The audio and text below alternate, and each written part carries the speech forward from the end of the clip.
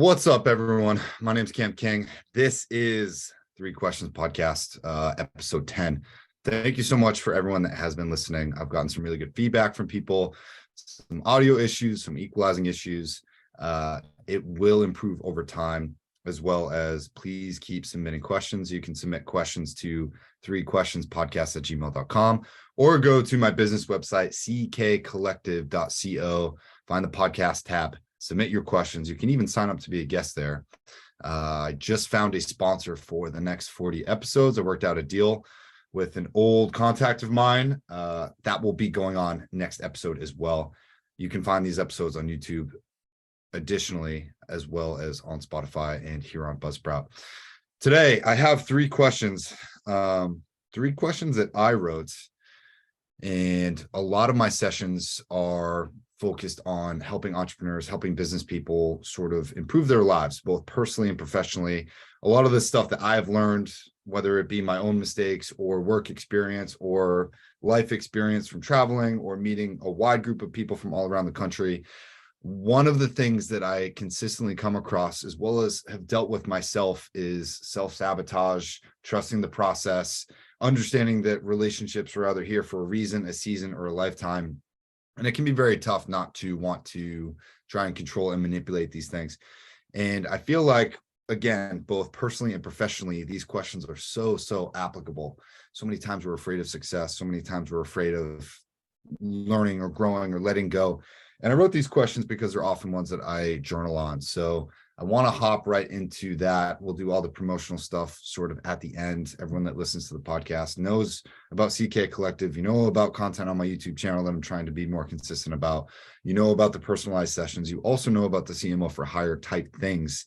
So if you want to learn more about business, about sales, about whatever it is, this podcast is essentially free coaching, free life lessons, free experience from me and all of the future guests that are going to be coming on the show and answering questions for you. So feel free to either sign up to be a guest. You can email me info@ckcollective.com, or info@ckcollective.co, or just submit directly to the podcast, threequestionspodcast@gmail.com. I want to get into the questions. Okay. Question number one, episode 10. How can I stop self-sabotaging? I want to talk about self-sabotaging because this has been a recurring theme in my life personally, maybe something that a lot of my close friends, family, contacts aren't even maybe aware of. So I'm going to be a little bit vulnerable here. I have dealt with self-sabotaging ever since I have been a child. And self-sabotaging can mean a number of things. Okay. It can mean not feeling your own worth. It can mean being afraid of success. It can mean being afraid of failure or rejection, or even trying and putting yourself out there.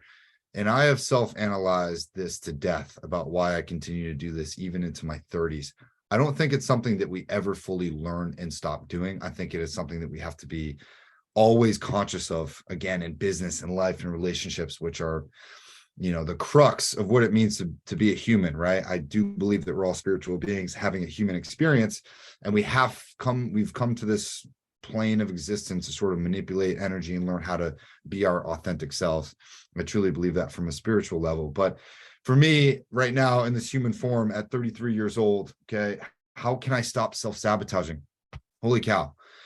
I was raised by a single mother. She ended up marrying her high school sweetheart, who became my stepdad. He has been the best father figure, I call him dad, of my lifetime. But I went through a really tough period in my teenage years with both of my parents. And I was I had a lot of angst. I wouldn't say I was an angry teenager, but I had a lot of angst. I didn't know who I was, where I was going, what I wanted.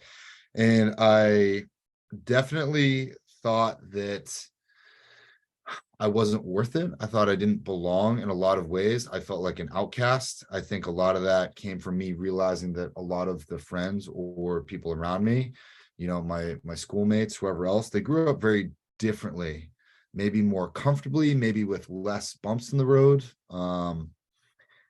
And I kind of put this in the backseat for a long time. And again, to be vulnerable, my grandfather killed himself right before my 21st birthday.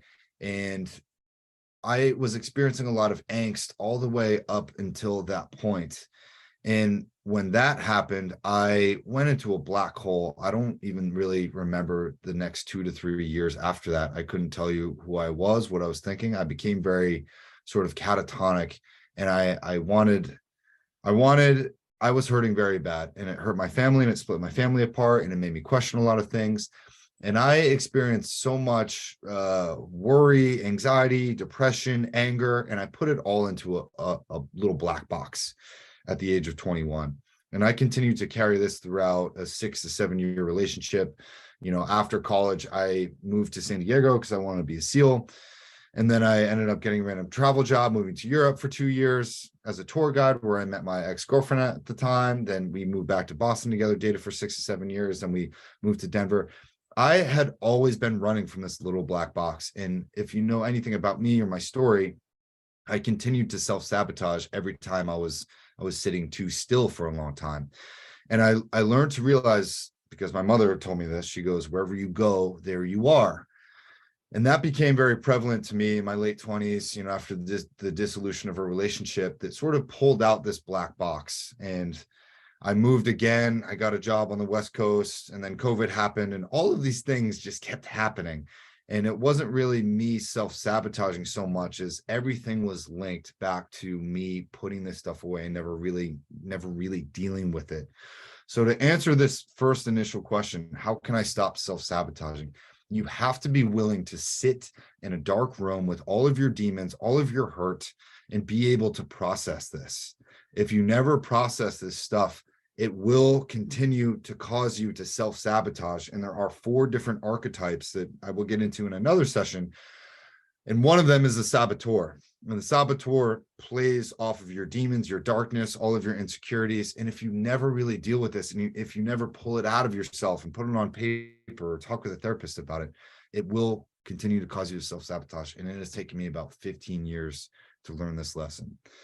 Unfortunately, that's about the 5 minutes that I have for this question. And if you want to know more either about my story or this process, please reach out to me privately, and I'm happy to talk about that. Number 2, okay, which I feel like is a little bit related to this. Why have all of my relationships failed so far? Or why do I fail in relationships? This is a question that some of my clients have even asked me. Okay, they've been very vulnerable, and you guys know who you are. And I appreciate you asking me these things and the discussions that we've had while talking about them. I can say also, right, I have been engaged twice, and I'm 0 for 2. Okay, that's kind of rough. I've proposed twice to women. One of them said yes. One of them said, I can't right now. Okay. And then eventually, we talked about whatever. I don't need to get into that. But when relationships fail, okay, we have to understand, and this is so cliche, right, that people come into our lives for a reason, a season, or a lifetime. Okay. And letting go and fighting and needing for someone's approval or trying to manipulate or convince someone otherwise to stay in our life is the least effective use of our own energy. Okay. People come into our lives to teach us lessons. Okay. Whether it is spiritual contracts from the plane before this one, if you want to get spiritual and ethereal like that, or you have to understand that relationships are an essential part of your life to teach you something, to advance your own spiritual growth. And I think that it is so easy to get hurt from our teenage love or our mid-20s love or breakups in our 30s, 40s, 50s, 60s. Everyone experiences the loss of a relationship, even close friends, right? I've had close friendships that have really failed. Okay. I've started businesses with friends, and I am now no longer part of that business or no longer part of that friendship. And these are heartbreaking things that we have to go through in order to become better versions of ourselves. And it is painful.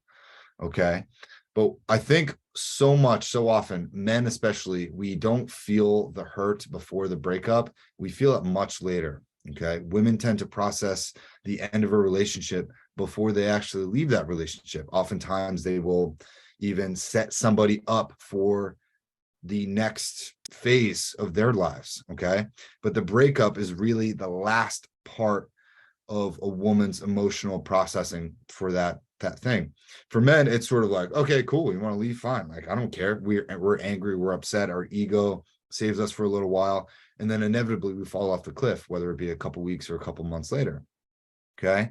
I think there's some crazy majority of like 80 to 90% of women are the one to end relationships. So females tend to dismiss the relationship before men do, which is sad and it's difficult. But I truly believe that men have a duty almost to sort of grow and continue to protect and provide at a higher level. When we get broken up with, at least I can say this for myself, every time I've been dumped or I exit a relationship, it is like, damn, okay, what went wrong? I go back to the drawing board. I try to fix myself. I try to learn. I try to grow. And I take that emotional pain and I use that to catapult me ahead to the next level, right? To get an even higher quality of women, to better my business, to better myself, to better my physique, to learn more about nutrition, to learn more about relationships themselves.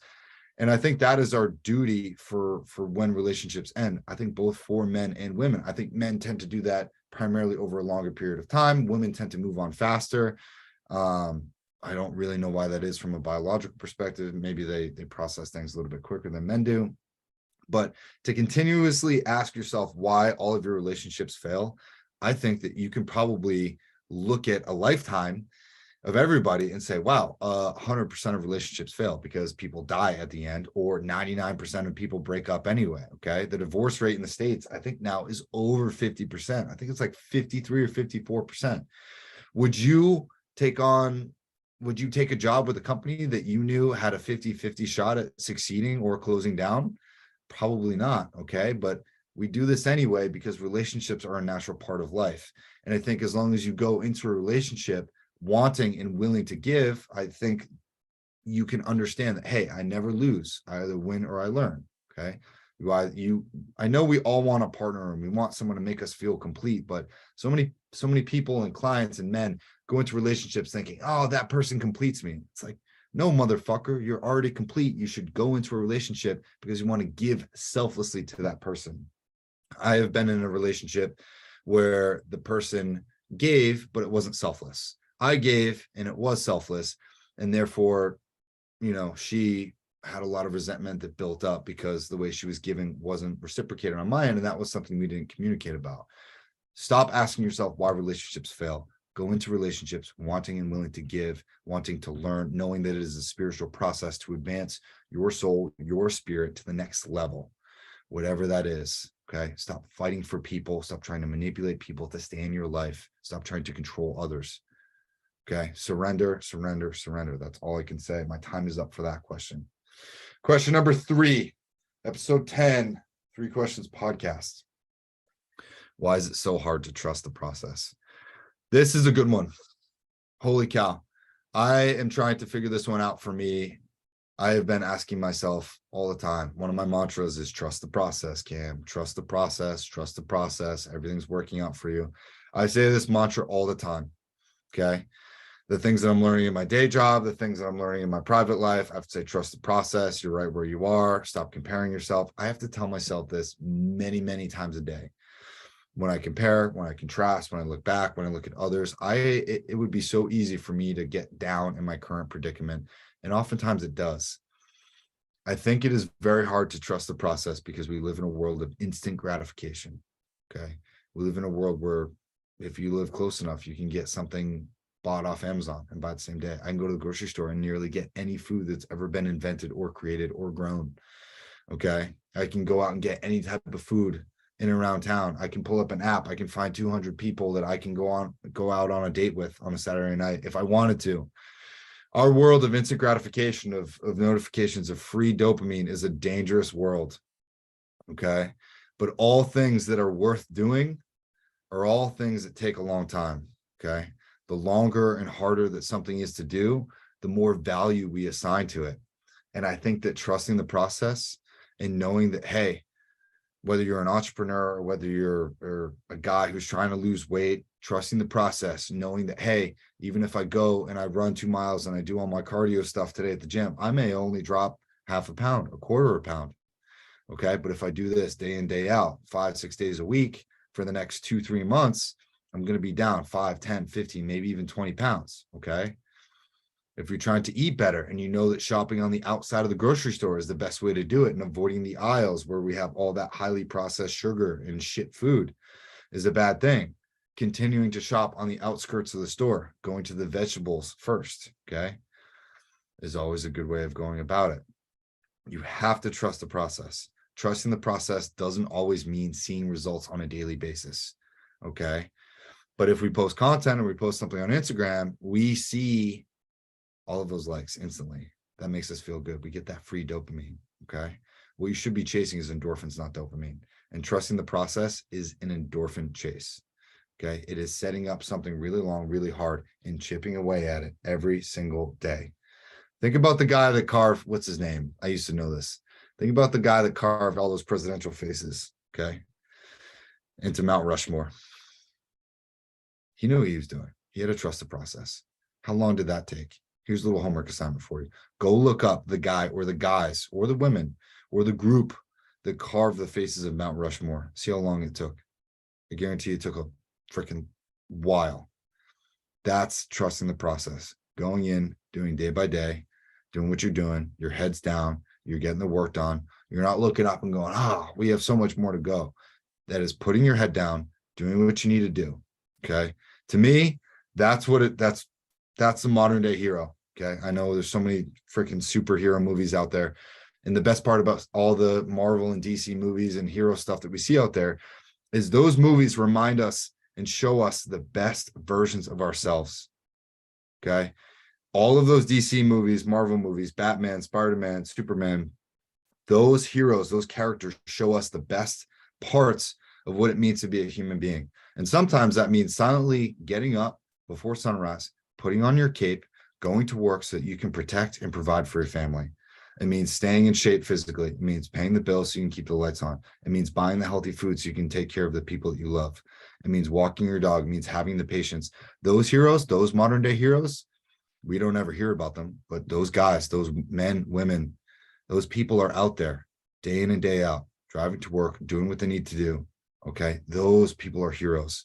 And that is trusting the process to me. Okay. It means doing what you need to do so that you can do what you want to do later. Okay. I'm starting to sound like my parents a little bit, and now I'm terrified, but I hope that makes sense to you. If you have more questions about this, I'm all out of time for this podcast, episode 10.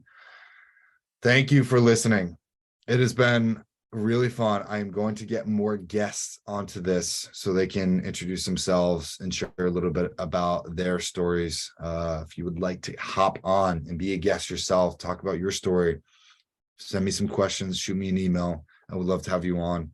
I'm not going to have any sort of fee for that. So I do not want to be the only guy talking on these. I just hope people are listening to it. I have gotten some good feedback. Again, you can sign up for personal coaching and consulting sessions. Comes with free WhatsApp text support in between sessions on my website, ckcollective.co. If you are thinking about starting a business or have a business or are an entrepreneur and are looking for sales, marketing, networking, investing, pitch help, whatever it is, my CMO for hire product, you can book as many 30-minute meetings with me, and we will work on one thing at a time, and I will teach you how to be your own CMO. I will even do some work for you. I think it is the best deal out there.